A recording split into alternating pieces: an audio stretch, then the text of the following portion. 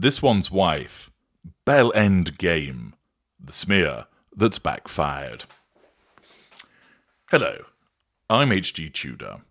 Why do narcissists smear?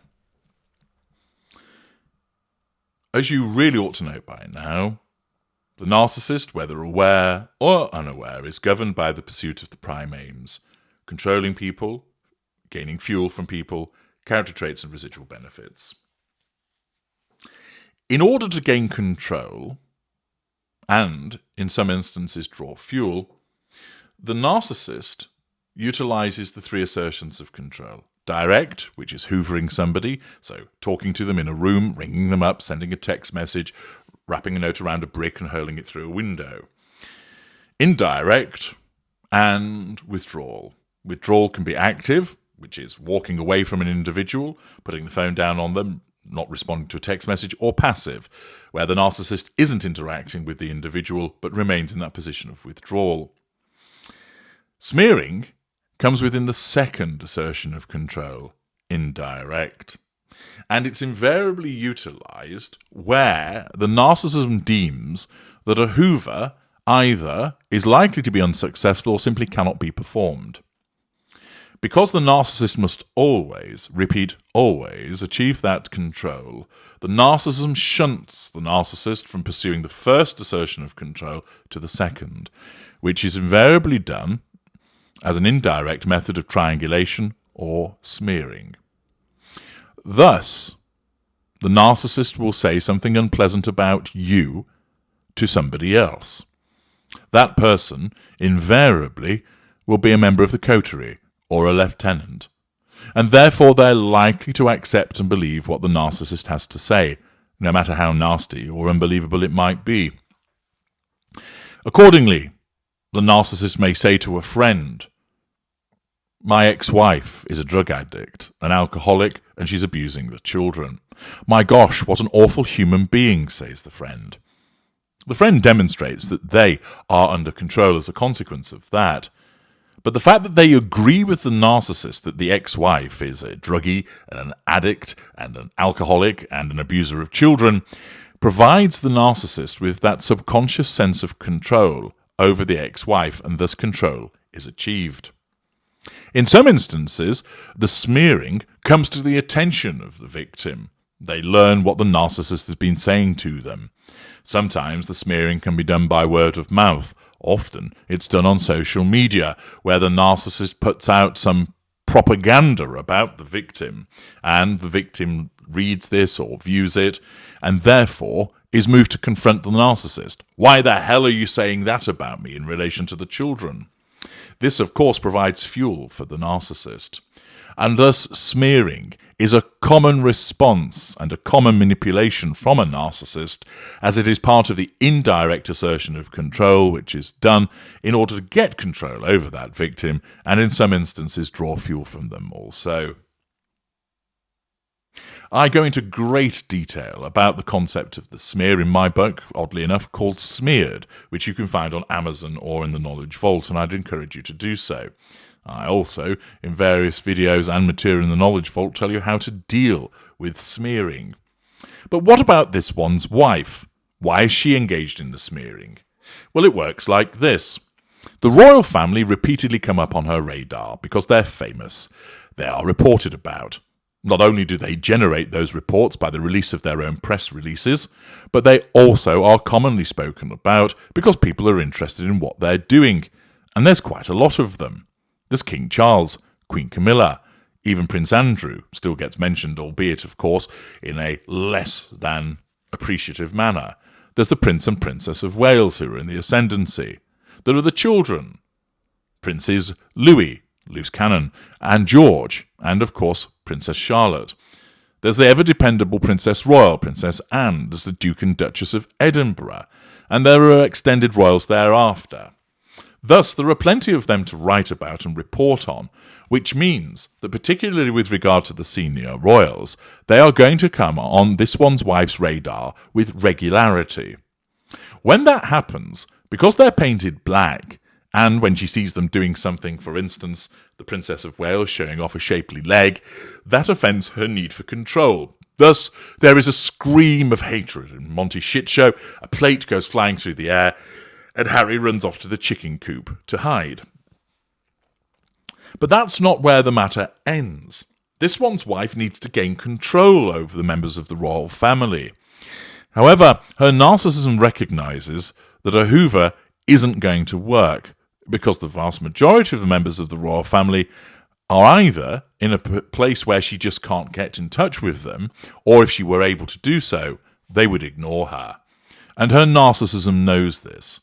And because her narcissism is a self-defense mechanism, it is not going to allow her to attempt an Hoover which is doomed to fail, because that will wound her.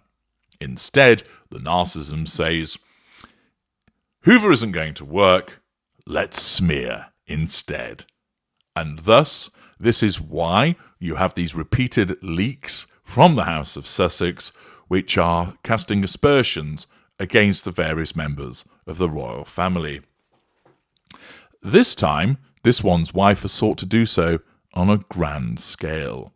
She, with her delusions and self-centered grandiosity, has the idea that she has the power to somehow bring down members of the royal family.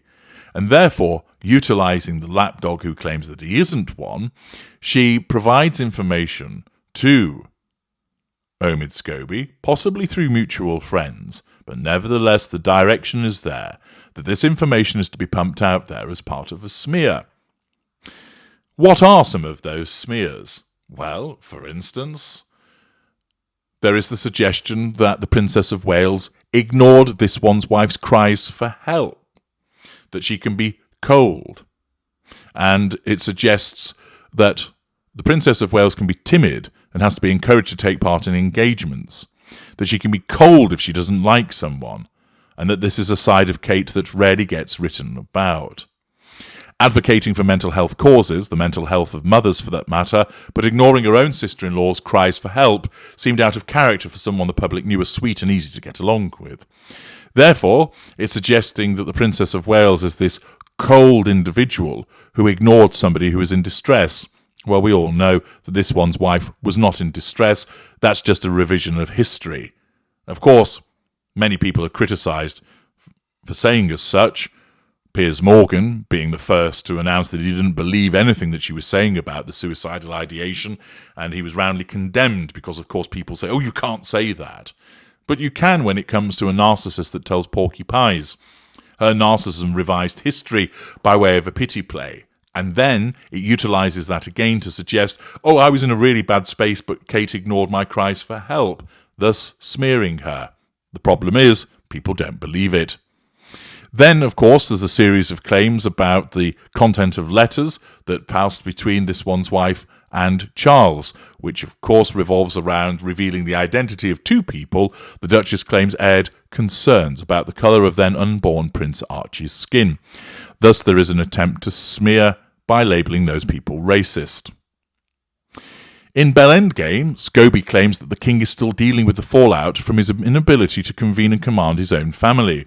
His ineptitude surrounding the Harry and this one's wife saga has effectively turned the couple into the disruptors they were feared to become in the first place. The author adds, it's got nothing to do with what King Charles has or has not done, and everything to do with the fact that those pair behave like a pair of shits. The king was cold and brief, Bellendgame quotes a source as saying, rather than open to proper dialogue when he spoke to his son. Accordingly, it smears the king by suggesting that he's inept. Next, it talks about supposed tensions between King and Prince William. Scobie suggests the king's relationship with William appears to be just as fractious. Distrust and simmering animosity between father and son are nothing new to their working relationship, he writes. Well, that's interesting, because they appear to have become increasingly closer as a consequence of the behaviour of the gruesome twosome. And furthermore, Queen Camilla is basically portrayed as an eye-rolling harridan that is anti-woke and anti-vegan, etc., portraying her as some kind of dinosaur. But again, people aren't particularly bothered by that. There are, of course, plenty of other smears that come out in this publication. I'm not going to indulge in naming them all. But the fact is, This one's wife has provided this material to Scobie for the purposes of causing him to smear the royal family in the expectation that people will go, my goodness me, what a bunch of reptilian, hateful individuals they are. Boo! Boo! Burn down Buckingham Palace, chase them from this sceptred isle, strip them of their ermine and their jewels, drive them into the sea. Of course, that has not been the large reaction from the majority of people. Instead, the response has been, what a load of fucking bollocks you've written, Scobie. We all know where this has come from. We all know that you're the lapdog of this one's wife. We all know that this is fantasy and has been generated by what she believes through her revisions of history. Fuck off. The fact is, her attempted smear through Scobie has failed. It has backfired spectacularly, which once again demonstrates that she's nowhere near as clever or as calculating as some people think that she is. She has been driven by her narcissism to smear in order to try and assert control over them, and has done so through proxy through the lieutenant that is Omid Scobie. But the content of the material is such that nobody really believes it, and of course they are sick to the back teeth of her behaviours, of playing the victim, of smearing, so that even where it might be true, people aren't going to accept it because they just see it, oh, for the love of God, it's more of the same. I've been hard done to, they're horrible people.